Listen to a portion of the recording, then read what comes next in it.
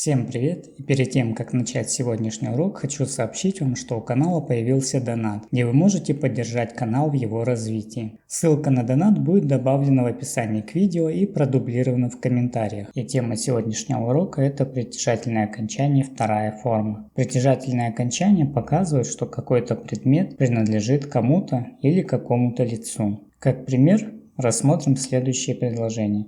Моя ручка, калам менеке. Данный пример показывает, что ручка принадлежит мне, то есть предмет ручка принадлежит конкретно мне. Следующий пример – твоя книга, китап синеке.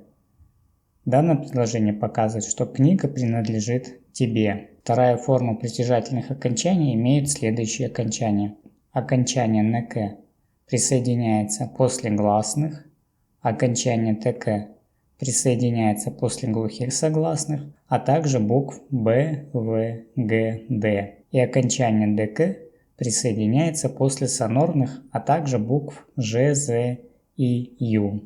Также нам нужно будет и запомнить, как склоняются местоимения в притяжательной форме. Итак, первый пример. Менеке переводится как мой, моя, мое. Изначально форма имеет мен, а после того, как прибавится притяжательное окончание второй формы, мен превращается в менеке и переводится как мой, моя, мое. Также и следующие лица.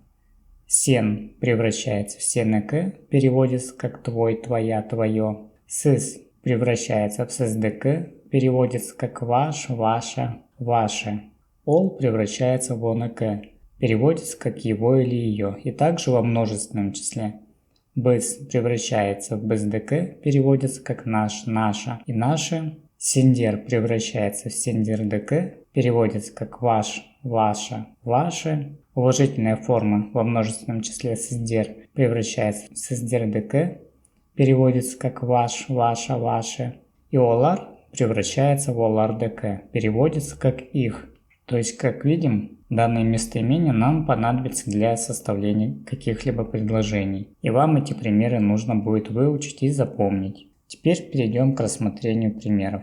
Первый пример – моя мама. Щеще менеке. В данном случае мы используем местоимение мен, и оно превратилось в притяжательную форму менеке. Переводится как моя мама. Также в следующих предложениях. Азамат телефон ДК. Телефон Азамата. Слово телефон оканчивается на сонорную «н», поэтому мы прибавляем окончание «дк». Следующий пример. Компьютер ССДК. СИС оканчивается на звонкую «з», и в данном случае поэтому мы прибавили окончание притяжательной формы «дк». Компьютер ССДК. Ваш компьютер. Пятер берег ДК. Квартира Берега. Имя Берег заканчивается на глухую согласную «к», поэтому в данном случае мы присоединили притяжательное окончание «тк». Следующий пример. Дос без ДК. Без заканчивается на звонкую «з», и в данном случае мы прибавили притяжательное окончание «дк». Переводится «наш друг». Кюще Абай ДК. Имя Абай заканчивается на сонорную и краткую, поэтому прибавляем притяжательное окончание «дк». Кюще Абай ДК. Улица Абая. Следующий пример. Колгап бала неке. Перчатки мальчика. Бала заканчивается на гласную А, поэтому мы прибавили притяжательное окончание неке. Следующий пример. Кырши олар ДК. Переводится как их сосед. Олар заканчивается на сонорную «р», и в данном случае нам нужно прибавить притяжательное окончание «дк». Получается кырши олар ДК.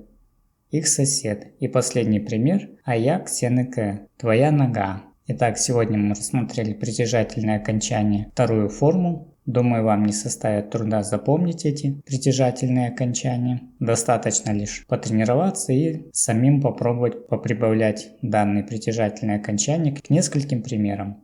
Ну а на этом данный урок завершен. Спасибо за просмотр и увидимся в следующем уроке.